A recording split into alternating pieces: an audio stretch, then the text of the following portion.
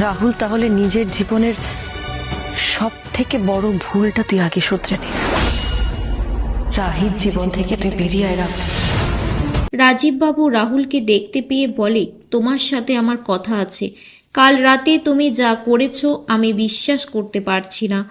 তোমাকে নিয়ে আমাদের অনেক গর্ব ছিল, রাগ অভিমান হতেই পারে, তাই বলে এইভাবে নিজের মান সম্মান সব ডুবিয়ে দেবে? রাধিকা বলে, আজ স্বাধীনতা দিবস, এইসব কথা বন্ধ করো বাবা তোমরা। কনক এসে বলে, কেন বন্ধ হবে?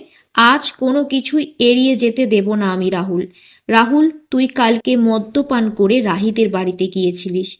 রাহুল বলে, আমার সত্যিই কিছুই মনে নেই।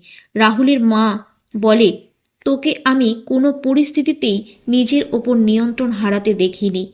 কাল আমি তোকে চিনতে পারিনি। এটা কি আমাদের রাহুল? এটাই আমাকে সবথেকে বেশি কষ্ট দিয়েছে।